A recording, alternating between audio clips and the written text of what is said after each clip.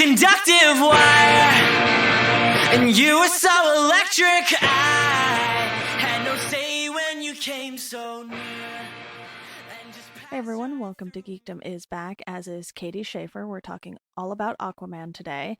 We are going to keep this fairly brief, and I know we have a little bit of a discussion on DC movies in general that we're going to get to at the end, but I do think this is a movie worth talking about because I feel like it's something that has been different from what DC has done previously with the solo films for characters, and it definitely has a much different tone being directed by James Wan, and just the fact that so much of it takes place, under the sea. That's it exactly. Under the sea. Just like Ariel. But I think we can go ahead and start with talking about the casting for this movie. We obviously knew that Jason Momoa was going to continue his role as Arthur Curry, aka Aquaman, but you also have Amber Heard, who I believe made a very brief appearance in Justice League. You have Willem Dafoe, Patrick Wilson, Nicole Kidman, Dolph Lundgren. The list just kind of goes on with this movie. And even though this is a movie that some of those actors might not have normally been in, I didn't think Nicole Kidman was going to join these superhero ranks or anything like that, but she did.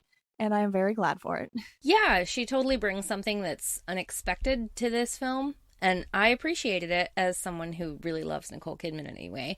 But she brings a gravitas to this film that is otherwise lacking, I would say. Absolutely. And I think it's one of those things where the cast is really what starts to pull this movie together, along with the visuals, which we are also going to talk about, because you can't really talk about Aquaman without talking about the visuals. But I felt like it was a very strong cast all around. And, there were some blips in the story here and there, but for the most part, I think this is heading in the right direction.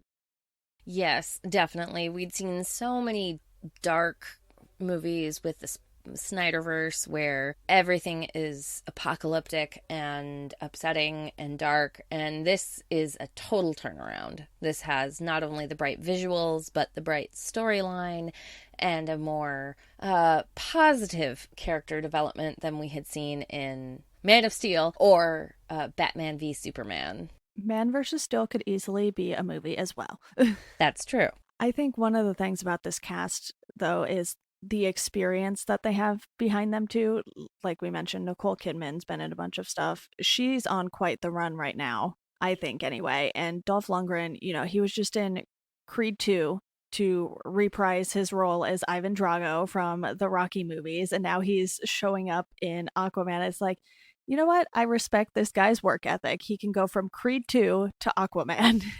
Yeah, and it doesn't feel like a Dolph Lundgren, like, oh, this is some guy who we know playing a role. He feeds into it and he actually does some acting, and it's acceptable or even good. You watch it and you're like, all right, it's not like it's a huge role, but it's enough that he has an effect on the story, and therefore it's interesting to watch Dolph Lundgren get to do a little acting outside of, like, the typical action adventure tough guy that he typically plays. This gives him the opportunity to show some depth and some variety in his acting skills. And for once, Willem Dafoe was not playing some sort of creepy character. He was a very admirable character in this movie. Yes, I love that. Although I did keep waiting throughout the film. I was like, okay, when's he going to turn? When's he going to turn? And then by the end of the movie, nope, Willem Dafoe, good throughout the whole movie. And that was gratifying. I like seeing Willem Dafoe get to do a positive, good character instead of a lot of times he gets typecast as a villain, and he obviously has so much range. And even in, a DC superhero movie, getting to watch him do something that's so outside his normal wheelhouse was a delight. Like, there's so many performances in this that are just delightful to watch, and it feels entertaining without, feeling obligatory, like so many of the previous DC movies have felt to me, anyway. Yeah, I quickly want to talk about the pacing of this movie, too, because it was something that I didn't really notice while I was watching the movie, and I think that's when you have it down. The movie flows well enough to where people aren't noticing that it's over 2 hours long. I feel like, sometimes that can be the case with a lot of these superhero movies. You're like, okay, they could have probably cut out 20, 30 minutes of some stuff, and it would have been a perfectly fine movie. It would have been a lot tighter. And with this, there were maybe some moments they could have done that with, but they weren't so over the top to where it bothered me. And I was like, wait, why are we doing this? Yeah, exactly. Like I always check the time of the movie before I go in and sit down and watch it. And I was like, "Oh, that's a lot of time for this movie. Are we really going to fill that?" And yes, Aquaman, I'm honestly surprised at how much I liked this because all of the backstory was still interesting. Like Temuera Morrison and Nicole Kidman's relationship is interesting, and I wanted to see a resolution, and that takes about 15 minutes in order to get that resolution from the beginning of the movie and the end of the movie.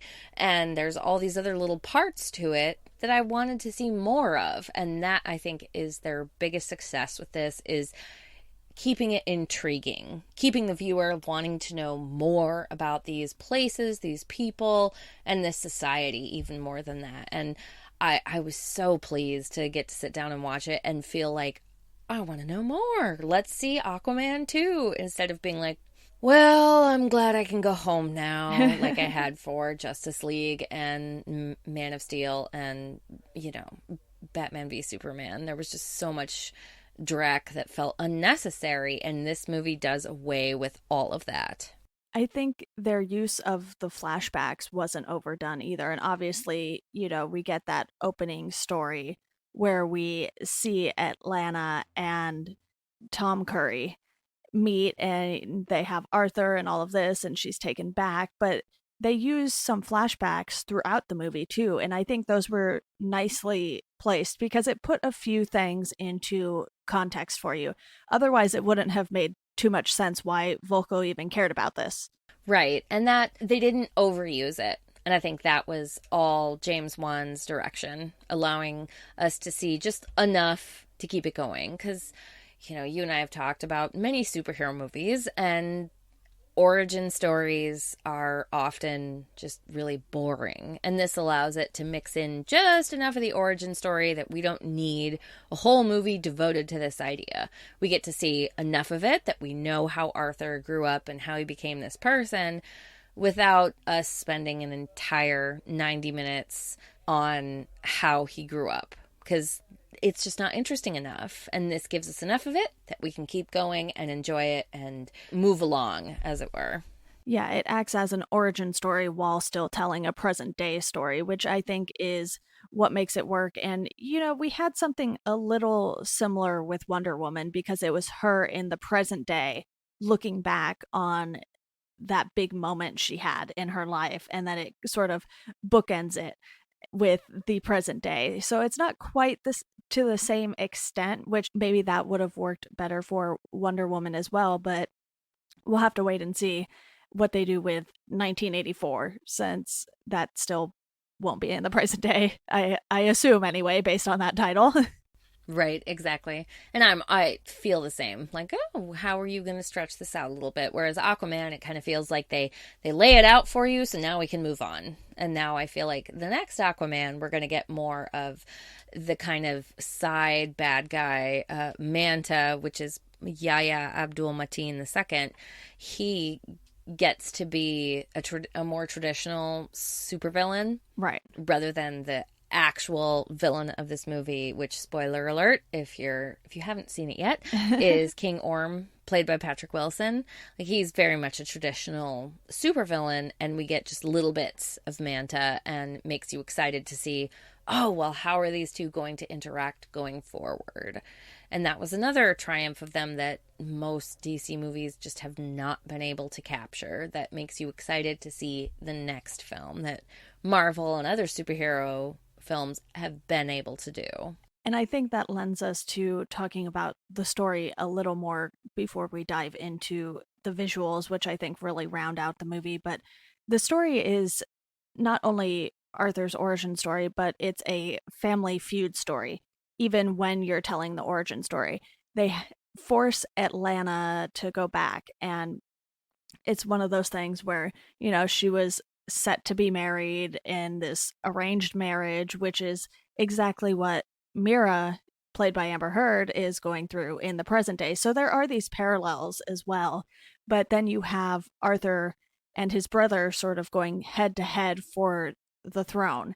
And everyone is under the impression that Atlanta has been dead this entire time, and it turns out she's not. And I do want to note that I am not saying Atlanta as in the city, because that is something that I feel like, it might be a slightly poor choice of name, but it is what it is. But it is Atlanta as in Anna, not the city. So just a little note there in case anyone else was confused on that. Yep, which I was. They didn't do the best job at differentiating these different names, because there's also King Atlan.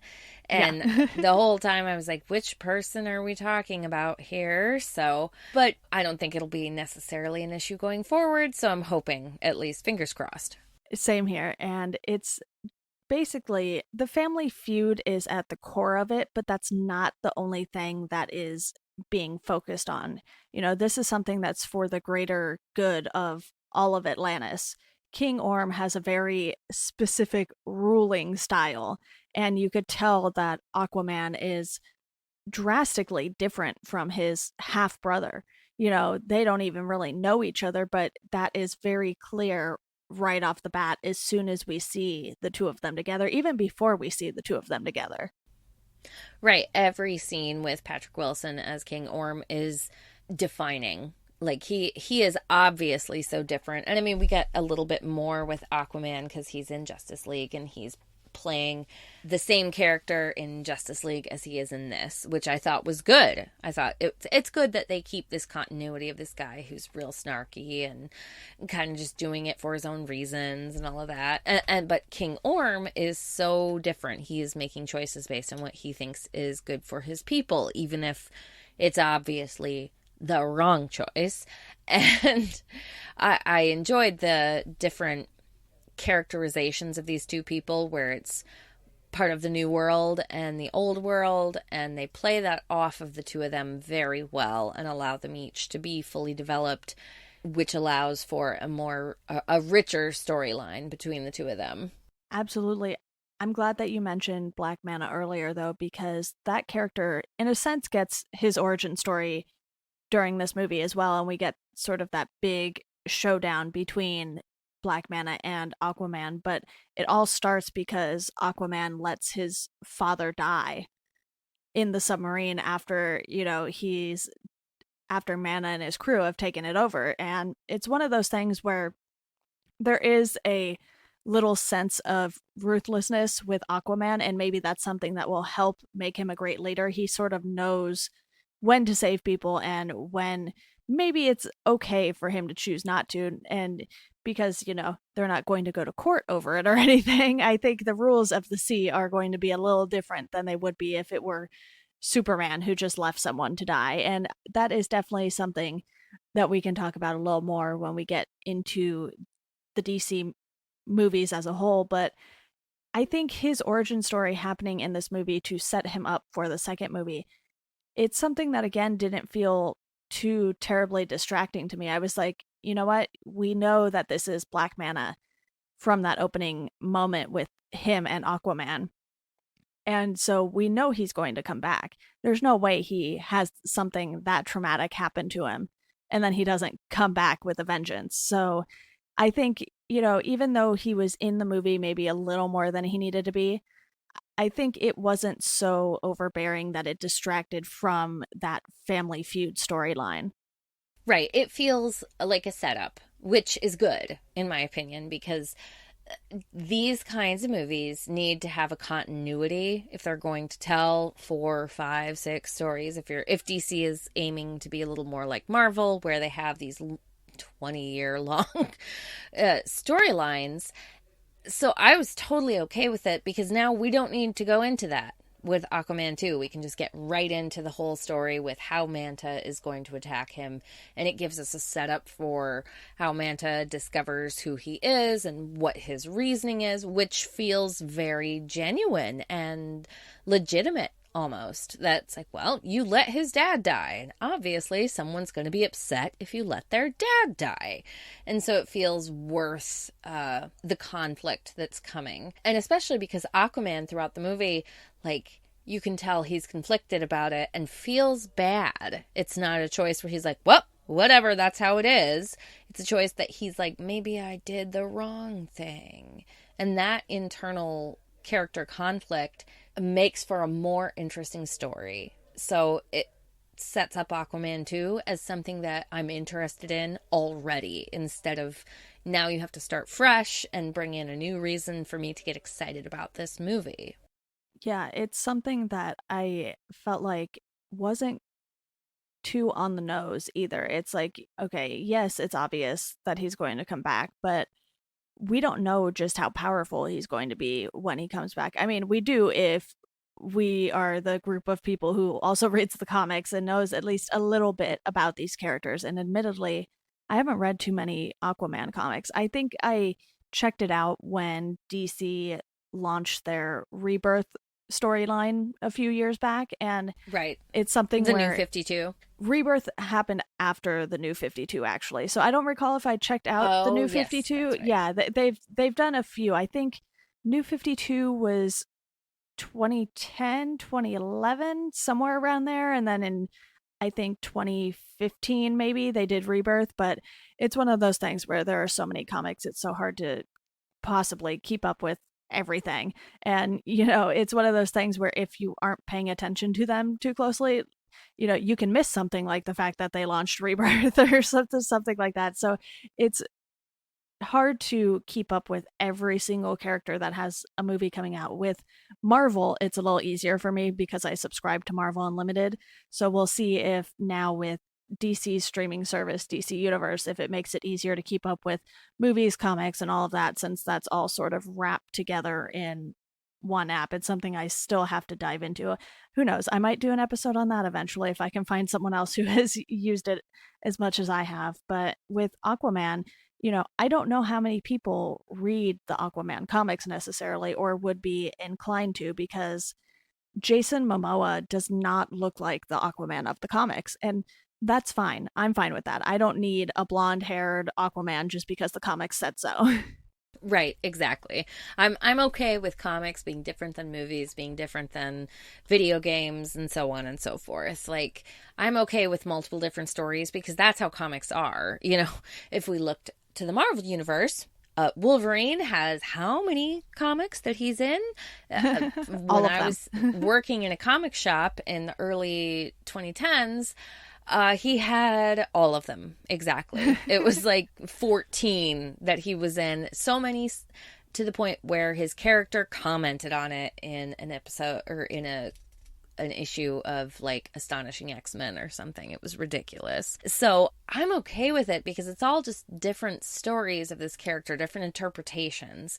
And that's the part that's interesting to me. I want to see these different interpretations because some will appeal to me on one level, some will appeal on another, and some I'll be like, this isn't for me, this is for other people.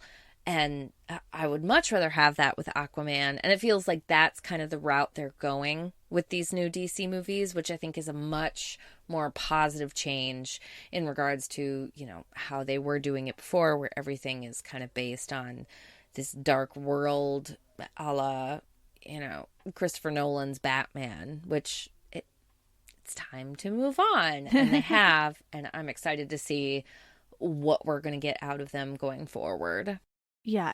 And before we dive into more of the DC movies in general and what DC is doing with that, we have to talk about the visuals for this movie because that is one of the things that stood out the most. And I don't know if it's just because I watched it in IMAX or not. I imagine the visuals are still good no matter what format you see this in. But this was actually the first movie I ever saw in IMAX. And I felt like it was a pretty good choice because there is Yes. a lot of CGI in this. They are very heavy on the CGI. And it's one of those things where I feel like you have to just go see it for yourself to really understand what is going on. But the underwater scenes, they looked good to me. And it's something that seems so hard to build. They're not trying to recreate this in the way that SpongeBob lives under the sea. You know, they're making this world look as realistic as they possibly can while still having that, you know, fantasy element to it, because there are creatures that probably don't actually exist. I don't know how many sea animals or people are out there looking like skeletons and things like that. So you have a lot that's in here that just sort of baffles you because of not only the scale that they do it on, but just how much detail there is. Yeah, and that was another thing I was surprised by, because in previous films, like, they've done a decent job with the special effects. Not great. Not something like Ready Player One, which I did not care for that movie, but the visuals are pretty decent most of the time. Or, you know, Infinity War or something like that. Like, they just hadn't put in the effort, and in this, they really do. It felt magical. Like, I classify this film more as, like, it's a fantasy superhero movie as opposed to a superhero fantasy movie, because there are so many beautiful scenes that are utterly fantastical. Like, there's multiple different races in this film and locations, and each one is totally different, and they have all these amazing ideas that they cram onto the screen that are entirely CGI. You know, there's so much animation going on in this film that it's so rewarding, because it gives you, oh, I see, this is how they get around. You know, this is what they use instead of cars. This is how they live. And it gives you this great sense of how their world works without needing dialogue to describe it. And that's something that the DC universe until now has really missed out on, is the magical, fantastical level of their worlds, because DC is, you know, they have Zatanna, for Christ's sake.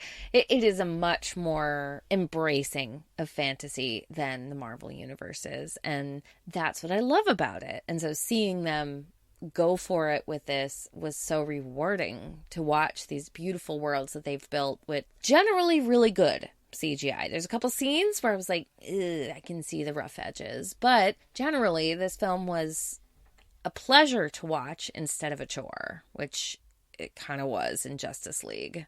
Given how much CGI there is in this movie, though, it is amazing that there were only a few places where it was like, oh, maybe not so much. Yeah, there is so much CGI in this. And kudos to them for being able to portray the actors' facial expressions and emotions and all of that within this CGI environment, because many scenes take place under the sea. And so I'm sure there was a lot of, mocap involved in this. Right. And they still managed to capture the actors' expressions in a satisfying way to keep the emotional balance of the story moving forward. And that was a delight to get to watch it and not feel like I have to piece together, like, okay, kind of like how they usually do the youngifying, which they do with Nicole Kidman in this, and it doesn't work the best. But if you watch like Guardians of the Galaxy 2, where they youngify him, and it doesn't work the best. In this, it works, and it was great to be able to just relax and watch it. I think it helps too that Nicole Kidman does not look her age anyway. Yes, it does. Whoever she has giving her skincare advice, they're a genius. Yeah, I think these visuals are something that a lot of superhero movies can aspire to. You know, even in Marvel, like you said, with Guardians of the Galaxy and some of the movies, it's like, okay, that did not look so great. And obviously, technology has advanced a lot since some of those specific Marvel movies, especially earlier on with, you know, The Incredible Hulk. And, you know, I thought Iron Man, the first one, did a pretty good job, given it was now going on 11 years ago, and even maybe a little before that, since, you know, if a movie comes out in 2008 does not mean all the work was done in 2008. So it's one of those things where over time I think we're just going to be able to see how this keeps getting better and better, which will benefit characters like Aquaman, who don't necessarily live in the world that the rest of us do, even the other superheroes. And I say that as it still being a very fictional world. Right. And you can tell it's not magical CGI where, you know, you can't tell the difference between the real world and the undersea world, but it's enough that you can suspend your disbelief. And that's all I ask, which is a big ask, I'm not going to lie. But you can do that with this movie, and that's far better than DC has done before this. Just being able to sit down and watch the movie and relax and not kind of have to force yourself to get into it was a big step forward for them. And it was so good because I love DC. Like, I love their comics and their characters and all of it. And so it was so exciting to get to watch something that wasn't, lacking like some of their previous stuff has been. Yeah, I quickly want to touch on a few technical details like box office numbers and Rotten Tomato score and everything like that, because the budget for this movie was $160 million, which is a ton of money. Oof. A lot of which you have to imagine went to that CGI budget there. And obviously, Nicole Kidman is a huge star, so she's going to get her money. And I don't know specifics on salaries for any of the actors and actresses in this, but that's just what I imagine happened is, you're going to have to give Nicole Kidman a little bit more than you would someone else. But right? I hope so. Yeah, it's almost made $1 billion. And as of January 10th, it's at over 978 million worldwide. And only 270 million of that has come from the US. So this is big overseas. And that's not too surprising because comics have sort of become bigger and bigger everywhere. And we're seeing a lot more diversity, which I think helps a lot with those overseas gross numbers and everything like that. But that number is fantastic for DC. And like you said, we love a lot of these characters. I would argue that some of my favorite superheroes come from the DC world, not Marvel necessarily. And it's one of those things where, yes, I have been pretty critical of the DC movies, as have a lot of other people. And, I wouldn't consider myself a ginormous critic. It's not like anyone really knows me by name aside from, friends and some people who listen to this podcast. But it's one of those things where you can sort of tell that Marvel just got behind the style they wanted to do and wanted to go with, and they just ran with it. And even though there were ups and downs and everything like that over the last 10, 11 years of Marvel movies, the fans have understood what they were doing enough and what they were leading up to where, I think they were a little more okay with it. But DC has been so off kilter, I think, since the Christopher Nolan Batman movies, to where they didn't really quite know what they wanted to do with all of their characters. And I think that's more where they stumbled than with, the movies or the actors themselves. And I think while some casting choices I did not agree with at all, it's one of those things where it's like, okay, they got Wonder Woman right enough for people to be excited again. And I think Aquaman sort of just adds to that. It has a Rotten Tomato score of 64 from the critics and 79% from the audience, which, 64% not great, but not as bad as some of the other DC movies in the recent past. Yeah, it's definitely a step up for them. And that's rewarding because it's kind of been so disappointing to watch the DC universe. Like, come on, guys, we really want to see better. We want to see more. Like, even for those people who really enjoy these movies, it felt like they just weren't able to deliver because they didn't embrace the characters as they are. And that, I think, was the biggest difference. Like, Marvel embraced their characters as they are. They knew what kind of tone they wanted to take. They knew how their characters were. And we'll see if they're able to succeed with that after, Infinity War's Endgame or the Avengers Endgame next year, when they're trying to rebuild a whole this unit. year now. Yeah, this year. Oh my God, it's 2019. And it's okay. Still early on. I know.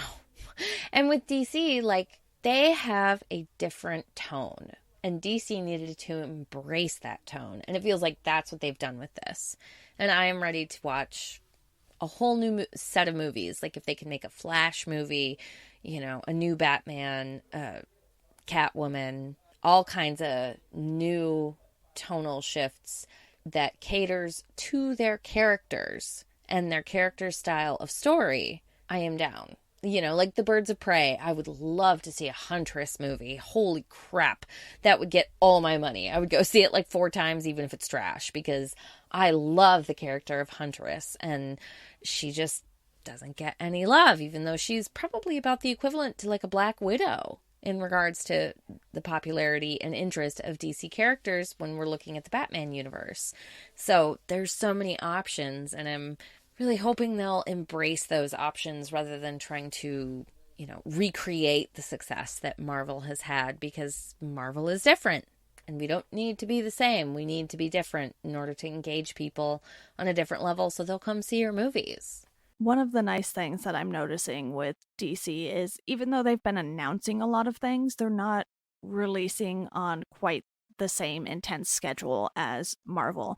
I believe in 2019, we have Shazam coming in April, and there's the Joker movie with Joaquin Phoenix as the Joker in October, and that's it for this year. So those aren't even, you know, 2 movies that necessarily would connect. And I think that's fine. I don't think, like you said, they need to do the same thing as Marvel. And I think that's what they were trying to do when they did Man of Steel, Batman v Superman, Wonder Woman, Justice League, and even Suicide Squad to an extent. You know, they had to throw Batman in there to sort of connect it to that world. And it's one of those things, it's like, yeah, sure, you can have Batman show up in these movies, you know, it would kind of be weird if you started doing a bunch of Batman's villains and focused on his rogues gallery and didn't bother with Batman at all. I don't know if we can expect him in this Joker movie, but a few minutes of Batman, I'd be fine with that in a Joker movie. I don't think it needs to be half Batman, half Joker, but it's one of those things where I'm very interested in seeing how this goes. And I know in 2020, that's when we'll get the second Wonder Woman movie. So it'll be a little bit of a break between those 2 movies, but not too terribly long. And I think Wonder Woman sort of has more staying power right now, just because people and, audiences and critics seem to think they finally hit on something right with Wonder Woman. Right, exactly. They found out that, oh, hey, look at this. They made something unique and something that fit in the style of the character. And hey, it worked. It worked gangbusters. And I feel like they kind of tried to force Zack Snyder to be Kevin Feige, and you can't do that. You have to let each individual make their worlds as they are, and like Zack Snyder can make a certain kind of world, but it doesn't necessarily translate to all these different kinds of superheroes that DC has. And maybe now they'll be willing to let all of that go, and allow each character to have their own world developed around them, because that's how DC succeeds. It's not through like the Marvel style where you bring everything together, because Batman, Superman, Aquaman, The Flash, those are all incredibly different characters. And like personally, I would love to see an adult Teen Titans movie that's given the same care and treatment as Aquaman, because I'm a huge Teen Titans fan. I have read years of their comics, and I would love to see that, but you have to treat it in a way that will be appropriate to those characters instead of just applying one size fits all. Because Marvel is much more, they all kind of generally fit into the same box. They have the same ideals, the same processes, the same ways of handling things that DC allows, the comics at least, allows their characters to approach things differently. And I'd love to see them embrace that. Yeah, Marvel also tied in their TV shows a little more. Agents of S.H.I.E.L.D. definitely played a role in sort of intertwining with the Captain America movies and things like that. And that's something that DC has stayed away from. And maybe it's to DC's benefit in a sense, because they have something going with some of their shows. They have this whole Arrowverse on the CW and everything like that. And they're adding Batwoman to that soon, hopefully. They at least have a pilot ordered for it. Who knows on if we'll see a full season of her in her own solo show. But it's one of those things where, some companies can get away with doing things one way, but not every company is going to be able to follow suit. And I think that's something Sony came to terms with when they lent Marvel Spider-Man back, basically, for the MCU. And Right. Disney doesn't seem to have as many rights problems to deal with as Marvel did. So Marvel didn't have a choice but to go big or go home, basically. Right. They needed everything to tie together to get people to kind of buy in to their series Yeah. of films. It was much less piecemeal where, you can watch Wonder Woman and not watch Man of Steel or Batman vs. Superman or Justice League, and you can get as much enjoyment out of it as any of those other films. I would say more, but for a lot of people, maybe just as much. Yeah, well, we strayed from Aquaman quite a bit at the end here, but I think this is We did. a good stepping stone to what comes next because, Aquaman and Shazam are two movies that I couldn't really see getting the Zack Snyder treatment. Like, you can't make Shazam a dark character. Even if you tried, he is a child, No. and then a man child. So, I am so excited for that one. I love the kid who's acting as Shazam, and I am just on board 100% with whatever they're doing because it just looks fun, and I love fun, especially after Infinity War where everything is super depressing. I just want to see something fun, and this looks like DC is going to fulfill that. Yeah, and I would say for Marvel, Infinity War is a great example of things getting very dark very quickly, and it doesn't really reflect poorly on any of the things that came before that. It's like these are still dire situations. This is just the most dire, and they didn't need those sort of dark overtones that DC was using. But anyway, this is not a Marvel versus DC podcast, at least not yet. So I think we'll have one someday, don't worry. Yeah, I think it's safe to say that we both enjoyed Aquaman for what it was, though. Yes, I 100% agree. Like, if you're looking for a really, what I like to call big, stupid fun, which if you have ever listened to me talk about these kinds of movies on any podcast or read one of my reviews, I talk a lot about big, stupid fun, and this definitely qualifies. It's a movie where you can go, sit down, and enjoy yourself and leave feeling like you had a good time. And Aquaman definitely qualifies for that, and I was 100% on board with what they had to offer. It is not a perfect movie by any means, but it doesn't need to be. It just doesn't need to be. You can watch this and enjoy yourself and just be okay with it. Don't stress about it.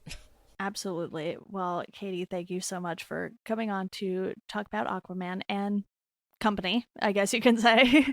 But it's always fun chatting with you about movies, and for the most part I think we've been in agreement on all the things we've talked about so far, so it'll be interesting. Maybe one day there will be something we disagree on, but that will have to wait because it hasn't happened someday. yet. Maybe no, one it day. has not. Every time we talk, we're like, this is how it is. Everybody agrees with us, right? Right? And it's fine if you don't. You don't all have to be like Katie and myself and agree. So, totally fine. 100%. You do you. Yeah. We support that. And I know superhero movies aren't for everyone. My mom could not care less, yet she still listens to all of these episodes. So, that's the thing she does, and I am very appreciative of it. But I think we can go ahead and button this conversation up. And again, thank you, Katie. And to our listeners, as always, thank you all for listening, and we hope you enjoy the rest of your day.